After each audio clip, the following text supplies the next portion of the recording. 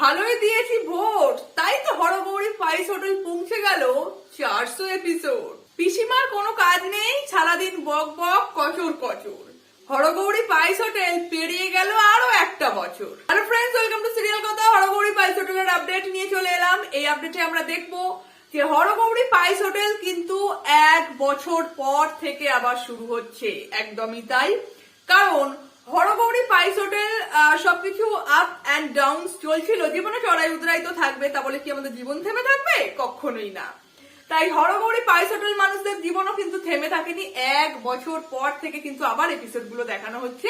সেখানে হয়েছে নানান রকমের পরিবর্তন, এবং 1 বছর পর অবভিয়াসলি পরিবর্তন তো হবেই।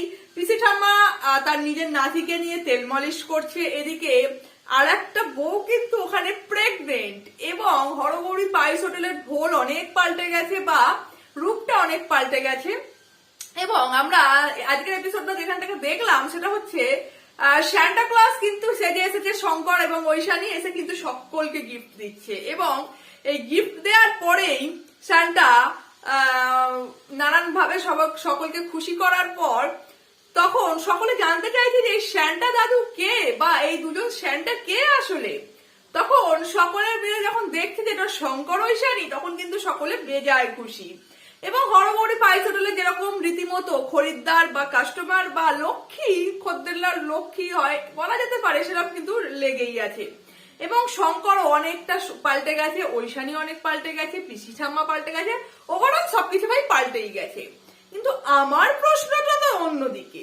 আমি ভাবছি 1 বছর পর থেকে যখন শুরু হচ্ছে, তার মানে কি এবারে প্রভাকরের ফিরে আসার সময় হয়েছে? এটা কি তোমরা ভেবেছো?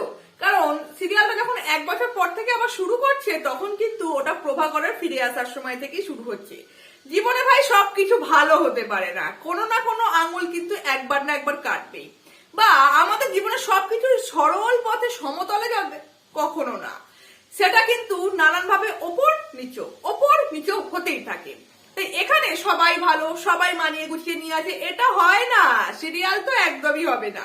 এখানে প্রভাকরের ফিরে আসাটা আবহাওয়া দপ্তর থেকে আমি একটু আবহাওয়ার গন্ধ পাচ্ছি যে প্রভাকর কিন্তু এখানে ফিরে আসবে, এবং প্রভাকর ফিরে আসার পর নানান ভাবে আবার ব্যান্ড বাজাবে। শুধু যে প্রভাকর একা ফিরে আসবে সেটা নয়, এর সাথে প্রভাকরের সাথে ফিরবে আমাদের বৌমণি মিতালি, তার সাথে ফিরবে ভাস্কর। মানে সব মিলিয়ে একটা খিচুড়ি টাইপের এপিসোড হতে চলেছে ভাই, যেটা দেখতে হলে তোমাদের অবশ্যই এই চ্যানেলে চোখটা রাখতে হবে। এবং ব্যাপারখানা হচ্ছে পিসি ঠাম্মা কিন্তু এখনো দিবাকরের বউকে কথা শোনা ছাড়েনি ভাই, কারণ দিবাকরের বউয়ের বাচ্চা হয়নি, তাকে বারবার একই কথা শুনিয়ে যাচ্ছে।